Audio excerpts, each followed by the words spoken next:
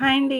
అందరికీ నమస్కారం. వృశ్చిక రాశి వారు కోటీశ్వరులు కాబోయే ముందు వీళ్ళకు వచ్చేటటువంటి అతి ముఖ్యమైన సంకేతాలు ఇవే. ఎవరు ఒప్పుకున్నా ఒప్పుకోకపోయినా ఈ రాశి వారికి అదృష్టం వచ్చే ముందు ఈ సిగ్నల్స్ అనేవి వీరికి వస్తాయి. అయితే ముఖ్యంగా ఈ రాశి వారికి మీ జీవితంలో అదృష్టం అనేది రావాలంటే కనుక ఈ 3 పనులు మాత్రం చేయకూడదు. అవి కనుక మీరు చేస్తే మీ జీవితంలో ఎదుగుదల అనేది ఉండదు. ఈ రాశివారు తమ జీవితంలో ఎటువంటి పనులు చేయకూడదు అనే విషయాన్ని ఇప్పుడు మనం తెలుసుకుందాం. అలాగే మీరు కోటీశ్వరులు అయ్యే ముందు వచ్చే ఆ సంకేతాలు ఏంటో కూడా ఈ వీడియోలో తెలుసుకుందాం. మీరు చేయవలసిందల్లా ఈ వీడియోను చివరి వరకు చూడటమే. ఈ వీడియో మీకు నచ్చింది అనిపిస్తే తప్పకుండా లైక్ చేసి షేర్ చేయండి. అలాగే మన ఛానల్ని సబ్స్క్రైబ్ చేసుకొని మాకు సపోర్ట్ చేయండి. అలాగే ఈ వీడియోకి హైప్ కూడా ఇవ్వండి. మరీ ముఖ్యంగా ఓం నమ శివాయ అని కామెంట్ చేయండి. వృశ్చిక రాశి వారు రాశి చక్రంలోని 8వ రాశికి చెందినవారు. వీరి స్వభావం చాలా లోతైనది మరియు రహస్యాలతో కూడి ఉంటుంది. అంగారకుడు ఈ రాశికి అధిపతి కావడం వీరిలో అమితమైన శక్తి, పట్టుదల మరియు సాహసోపేతమైన గుణాలు మెండుగా కనిపిస్తాయి.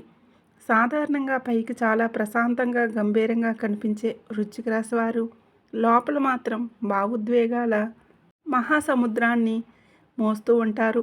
వీరిని అర్థం చేసుకోవడం అంత సులభం కాదు. ఎందుకంటే వీరు తమ మనసులోని మాటలను అంత త్వరగా బయటపెట్టరు. వీరి చుట్టూ ఎప్పుడూ ఒక రకమైన నెగుత ఆవరించి ఉంటుంది. ఇది ఇతరుల్లో వీరి పట్ల ఆసక్తిని మరియు గౌరవాన్ని కలిగిస్తుంది. వృశ్చిక రాశి వారు అసాధారణమైన జ్ఞాపక శక్తిని కలిగి ఉంటారు. తమకు ఎవరైనా మేలు చేసినా లేదా కీడు చేసినా దాన్ని జీవితాంతం గుర్తుంచుకుంటారు. వీరిలో ఉండే అతిపెద్ద గుణం ఏమిటంటే అనుకున్న లక్ష్యాన్ని సాధించే వరకు విశ్రమించరు. ఎన్ని అడ్డంకులు ఎదురైనా, ఎన్ని వాటములు పలకరించినా వీరు పట్టువదలని విక్రమార్కుడిలా పోరాడతారు. అయితే వీరిలో ఉన్న ప్రతికూల అంశం ఏమిటంటే వీరు త్వరగా ఎవరిని నమ్మరు. ఒకవేళ ఎవరైనా వీరి నమ్మకాన్ని వమ్ము చేస్తే వారిని క్షమించడం వీరికి దాదాపు అసాధ్యం. ప్రతీకార రచ్చ వీరిలో సహజంగానే కొంచెం ఎక్కువగా ఉంటుంది. కానీ అది కేవలం తమను తాము రక్షించుకోవడానికి లేదా న్యాయం కోసం చేసే పోరాటంగానే వీరు భావిస్తారు. వృశ్చిక రాశి వారి మేధస్సు చాలా చురుకైనది. ఏ విషయాన్నైనా లోతుగా విశ్లేషించడం వీరి ప్రత్యేకత. పైపైన కనిపించే విషయాలను వీరు నమ్మరు. మూలాల వరకు వెళ్ళి నిజానిజాలను వెలికి తీయడంలో వీరు సిద్ధహస్తులు. అందుకే పరిశోధనలు, గూఢచారి విభాగం, వైద్యం మరియు సైకాలజీ వంటి రంగాల్లో వీరు అద్భుతంగా రాణిస్తారు. సంబంధాల విషయంలో వీరు అత్యంత విశ్వసనీయంగా ఉంటారు. ఒకసారి ఎవరినైనా ప్రేమిస్తే లేదా స్నేహం చేస్తే వారి కోసం ఎంతటి త్యాగానికైనా సిద్ధపడతారు. వీరి ప్రేమ చాలా తీవ్రంగా ఉంటుంది. కానీ అదే సమయంలో వీరిలో అసూయ మరియు ఆధిపత్య ధోరణి తలెత్తే అవకాశం ఉంటుంది. తమకు అత్యంత సన్నిహితంగా ఉండేవారు తమపై మాత్రమే శ్రద్ధ చూపాలని వీరు కోరుకుంటారు. వీరిలోని మొండితనం ఒక్కోసారి వీరిని ఇబ్బందుల్లోకి నెట్టినప్పటికీ అదే మొండితనం వీరిని క్లిష్ట పరిస్థితుల్లో నిలబడుతుంది. ఆర్థిక విషయాల్లో వృశ్చిక రాశి వారు చాలా జాగ్రత్తగా ఉంటారు. డబ్బుని ఎలా పొదుపు చేయాలో మరియు ఎలా పెట్టుబడి పెట్టాలో వీరికి బాగా తెలుసు. విలాసాల కంటే భద్రతకే వీరు ఎక్కువ ప్రాధాన్యత ఇస్తారు. సామాజికంగా వీరు పరిమితమైన మిత్రబంధాన్ని కలిగి ఉండటానికి ఇష్టపడతారు. గుంపులో ఒక్కసారిగా ఉండటం కంటే ప్రత్యేకమైన గుర్తింపు పొందటమే వీరి లక్ష్యం. వీరు ఎదుటివారి మనసులోని ఆలోచనలను సులభంగా చదవగలరు. కానీ తమ మనసులోకి ఎవరిని అంత త్వరగా రానివ్వరు. ఆధ్యాత్మికంగా కూడా వీరికి మర్మ విద్యల మీద, జీవిత రహస్యాల మీద ఆసక్తి ఎక్కువగా ఉంటుంది. జనన మరణాల గురించిన రహస్యాలను తెలుసుకోవాలనే కుతూహలం వీరిలో ఉంటుంది. వృశ్చిక రాశి వారి జీవితం తరచుగా పెద్ద మార్పులకు లోనవుతుంది. పాత రూపాన్ని వదిలి కొత్త రూపాన్ని దాల్చే పాములు లేదా బూడిద నుండి పుట్టుకొచ్చే ఫీనిక్స్ పక్షులు వీరు ప్రతి సంక్షోభం నుండి మరింత బలంగా బయటికి వస్తారు. ఈ రాశివారు తమ కోపాన్ని నియంత్రించుకొని ఇతరుల పట్ల కొంచెం ఉదారతను ప్రదర్శిస్తే వీరి జీవితం మరింత ప్రశాంతంగా ఉంటుంది. విమర్శలను స్వీకరించడం వీరికి కొంచెం కష్టమైన పని, కానీ వాటిని నిర్మాణాత్మకంగా తీసుకుంటే వీరు ఉన్నత శిఖరాలను అధిరోహించగలరు. మొత్తం మీద వృశ్చిక రాశి వారు శక్తికి, నిబద్ధతకు మరియు అంతుచిక్కని మేధస్సుకు నిలువుటద్దం లాంటివారు. వారి వ్యక్తిత్వం ఒక లోతైన నది లాంటిది. పైకి నిలకడగా కనిపిస్తూనే లోపల అపారమైన వేగాన్ని కలిగి ఉంటారు. ఇక అసలు విషయానికి వస్తే మానవ జీవితంలో ప్రతి ఒక్కరూ కోరుకునేది ప్రశాంతత, ఆనందం మరియు ఆర్థిక తత్వం. సామాన్యుడి నుండి సంపన్నుడి వరకు ప్రతి ఒక్కరూ తమ జీవితంలో ఎల్లప్పుడూ శుభాలే జరగాలని, అష్టైశ్వర్యాలకు ఆదిదేవత అయిన శ్రీ మహాలక్ష్మి అమ్మవారి కరుణా కటాక్షాలు తమపై మరియు తమ కుటుంబంపై ఎల్లవేళలా ఉండాలని బలంగా కోరుకుంటారు. సకల సంపదలకు, సుఖ సంతోషాలకు మూలమైన లక్ష్మీదేవి తమ ఇంట్లో స్థిర నివాసం ఏర్పరచుకుంటే ఆ ఇంట్లో దారిద్ర్యం అనే మాటే వినిపించదని, సిరి సంపదలు వెల్లువలా వచ్చి చేరుతాయని భక్తుల ప్రగాఢ విశ్వాసం. దీనికోసం మనుషులు నిత్యం శ్రమిస్తూనే ఉంటారు. కఠోరమైన పూజలు చేస్తారు, వ్రతాలు ఆచరిస్తారు, ఎన్నో దేవాలయాలను సందర్శిస్తూ తమ భక్తిని చాటుకుంటారు. జీవితంలో ఎదురయ్యే ఆర్థికపరమైన సమస్యల నుండి, అప్పుల బాధల నుండి విముక్తి పొంది సమాజంలో ఒక ఉన్నత స్థాయికి చేరుకోవాలని, తమ పిల్లలకు మంచి భవిష్యత్తును ఇవ్వాలని ప్రతి క్షణం ఆరాటపడుతూ ఉంటారు. లక్ష్మీ కటాక్షం ఉంటే డబ్బుకు లోటు ఉండదు, ఐశ్వర్యం వారి వెంటే నడుస్తుంది అన్నది సత్యం. అయితే లక్ష్మీదేవి అనుగ్రహం పొందే ముందు మనకు ప్రకృతి నుండి, మన చుట్టూ ఉన్న పరిసరాల నుండి కొన్ని ప్రత్యేకమైన సంకేతాలు అందుతాయని శాస్త్రాలు చెబుతూ ఉన్నాయి. ఆ సంకేతాలను గమనించి అర్థం చేసుకొని దానికి అనుగుణంగా ప్రవర్తించడం ద్వారా మనం ఆ అదృష్టాన్ని పూర్తిగా సొంతం చేసుకోవచ్చు. అదే సమయంలో లక్ష్మీ కటాక్షం పొందాలంటే కేవలం పూజలు చేస్తే సరిపోదు. మన నిత్య జీవితంలో మనం చేసే పనులు, మన అలవాట్లు కూడా చాలా కీలకం. కొన్ని రకాల పొరపాట్లు లేదా అశ్రద్ధగా చేసే పనుల వలన సాక్షాత్తు లక్ష్మీదేవి ఆగ్రహించి ఆ ఇంట్లో నుండి నిష్క్రమించే ప్రమాదం ఉంది. మనం చేసే చిన్న చిన్న తప్పులే మనల్ని అదృష్టానికి దూరం చేస్తాయి. లక్ష్మీదేవి స్వతహాగా చంచల స్వభావం కలది. ఆమె ఎక్కడ పరిశుభ్రత, పవిత్రత మరియు ధర్మం ఉంటాయో అక్కడే నిలుస్తుంది. ఎంత కష్టపడినా చేతిలో డబ్బు నిలవడం లేదు అంటే దానికి ప్రధాన కారణం మన ఇంట్లో మనకు తెలియకుండానే మనం పాటించిన వాస్తు నియమాలు లేదా ఆధ్యాత్మిక నియమాలే అయి ఉంటాయి. సిరి సంపదలు మన ఇంట్లో స్థిరంగా ఉండాలంటే, లక్ష్మీదేవి మన ఇంటిని విడిచి వెళ్ళకూడదంటే కొన్ని పనులను ఖచ్చితంగా మానుకోవాలి. అందులో ముఖ్యమైనది చీపురు వినియోగం. హిందూ ధర్మశాస్త్రాల ప్రకారం చీపురును సాక్షాత్తు లక్ష్మీ స్వరూపంగా భావిస్తారు. ఎందుకంటే ఇది ఇంట్లోని దుమ్మును, ధూళిని, దారిద్ర్యాన్ని బయటికి పంపి ఇంటిని శుభ్రంగా ఉంచుతుంది. కాబట్టి చీపురును ఎప్పుడూ గౌరవించాలి. పొరపాటున కూడా చీపురును కాలితో తన్నకూడదు లేదా చీపురును దాటుకొని వెళ్ళకూడదు. ఇలా చేయడం లక్ష్మీదేవిని అవమానించడమే అవుతుంది. చీపురు ఉంచే ప్రదేశం విషయంలో కూడా చాలా జాగ్రత్తలు పాటించాలి. చీపురును ఎప్పుడు ఇంటికి వచ్చే అతిథులకు లేదా బయట వారికి కనిపించేలా పెట్టకూడదు. దీనిని ఒక నిర్జిత ప్రదేశంలో ఎవరికంటా పడకుండా దాచి ఉంచాలి. ముఖ్యంగా చీపురును ఎప్పుడూ నిలబెట్టి ఉండకూడదు.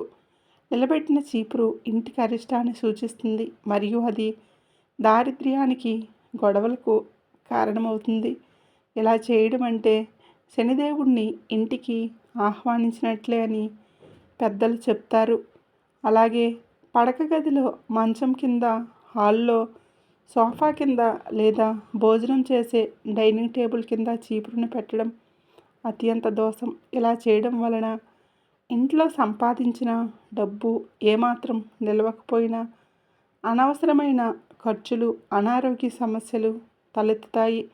ముఖ్యంగా వంటగదిలో చీపురును ఉంచడం వలన అన్నపూర్ణాదేవికి కోపం వస్తుంది. తద్వారా ఆహార కొరత ఏర్పడే అవకాశం ఉంటుంది.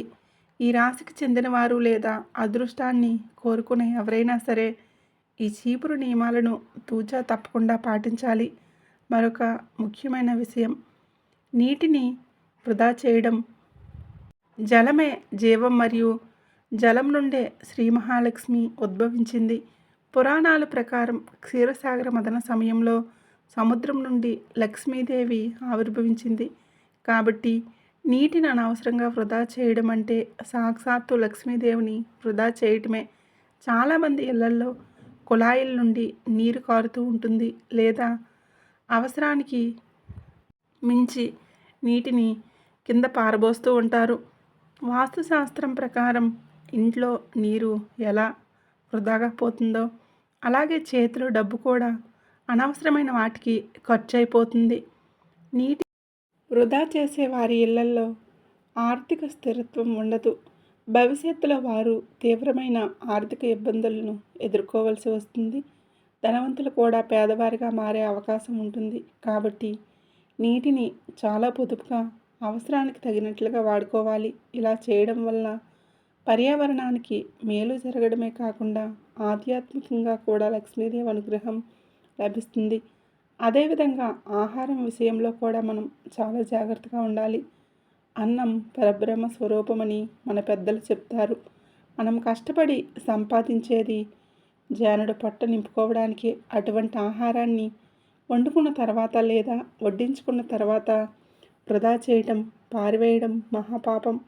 అన్నాన్ని వృధా చేస్తే అన్నపూర్ణాదేవి మరియు లక్ష్మీదేవి ఇద్దరూ ఆగ్రహిస్తారు.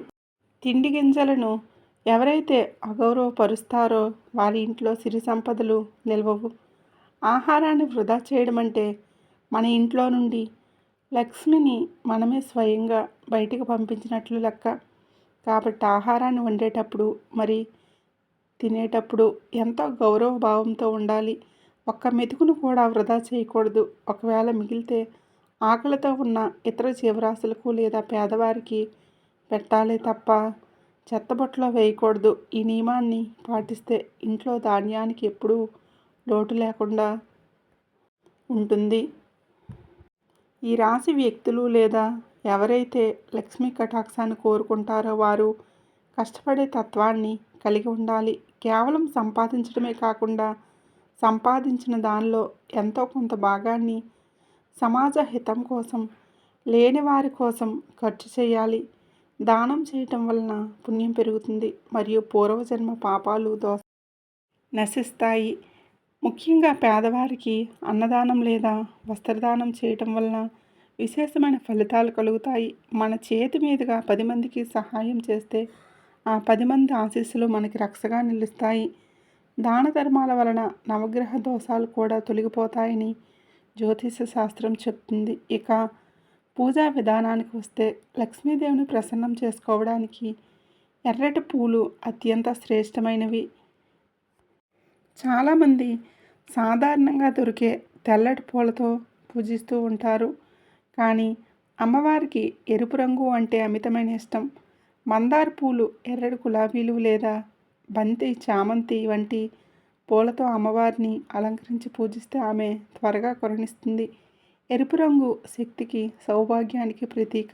కాబట్టి ప్రతి శుక్రవారం లేదా మంగళవారం అమ్మవారికి ఎర్రటి పుష్పాలతో అర్చన చేస్తే అతి త్వరగా లక్ష్మీ కటాక్షం సిద్ధిస్తుంది. మీ ఇంటికి అదృష్టం రాబోతుంది అనడానికి ప్రకృతి కొన్ని ముందస్తు సంకేతాలను ఇస్తుంది. వాటిలో ముఖ్యమైనది బల్లి. సాధారణంగా బల్లిని చూస్తే భయపడతాం, కానీ శాస్త్రం ప్రకారం ఇంటి గోడ మీద ఒకేసారి 3 బల్లులు కనిపిస్తే అది లక్ష్మీదేవి రాకకు బలమైన సంకేతం. ఇది అత్యంత అరుదైన దృశ్యం. కాబట్టి అలా కనిపిస్తే మీ కష్టాలు తీరిపోయి సుఖ సంతోషాలు రాబోతున్నాయని అర్థం చేసుకోవాలి. అలాగే పక్షులు మీ ఇంటి ఆవరణలో గూడు కట్టుకోవడం కూడా చాలా మంచి శకునం. పక్షులు ఎక్కడైతే సురక్షితంగా భావిస్తాయో అక్కడ సానుకూల శక్తి, పాజిటివ్ ఎనర్జీ ఉంటుంది. అటువంటి గోళ్లను పొరపాటును కూడా తొలగించకూడదు. వాటికి హాని తలపెట్టకూడదు. అలాగే చీమల కదలికలు కూడా భవిష్యత్తును సూచిస్తాయి. అంటే పరిసరాల్లో నల్ల చీమలు గుంపులు గుంపులుగా ఒక వరుస క్రమంలో వెళ్తుంటే అది ఐశ్వర్యానికి సంకేతం. త్వరలో మీకు అకస్మాత్తుగా ధనలాభం కలుగుతుందని అర్థం. అదే ఎర్ర చీమలు కనిపిస్తే మాత్రం కాస్త జాగ్రత్తగా ఉండాలి. అవి గొడవలకు లేదా ధన నష్టానికి సూచికలు కావచ్చు. నల్ల చీమలకు పంచదార లేదా ఆహారం వేయటం ద్వారా శని దోషాలు తొలగిపోతాయి. కేవలం బయట ప్రపంచంలోనే కాకుండా మన కళల ద్వారా కూడా దైవం మనకు సంకేతాలను ఇస్తుంది. కొన్ని రకాల కళలు వస్తే మీకు అదృష్టం పట్టబోతుందని అర్థం. ఉదాహరణకు కలలో తులసి మొక్క కనిపించడం లేదా తులసి మొక్క చుట్టూ బల్లులు ఉన్నట్లు కనిపిస్తే సాక్షాత్తు ఆ లక్ష్మీదేవి మీ ఇంటికి రాబోతుందని అర్థం. అలాగే చేతిలో విపరీతంగా దురద పెట్టినట్లు అనిపిస్తే చేతికి పెద్ద మొత్తంలో డబ్బు అందబోతుందని అర్థం. కలలో పాము కనిపించడం సాధారణంగా భయాన్ని కలిగిస్తుంది, కానీ కొన్ని సందర్భాల్లో అది శుభసూచకం. ముఖ్యంగా 2 తలల పాము కలలో కనిపిస్తే అది విపరీతమైన రాజయోగాన్ని, అదృష్టాన్ని సూచిస్తుంది. అలాగే కలలో గుడ్లగూబ లక్ష్మీదేవి వాహనం, ఏనుగు గజలక్ష్మి స్వరూపం, శంఖం విజయానికి చిహ్నం, చీపురు లేదా గులాబీ పూలు కనిపించడం ఐశ్వర్య ప్రాప్తికి నిదర్శనాలు. ఏనుగు గేంకారంతో మీ ఇంటి వైపు వస్తున్నట్లు వస్తే మీకు మీ కీర్తి ప్రతిష్టలు పెరుగుతాయని అర్థం.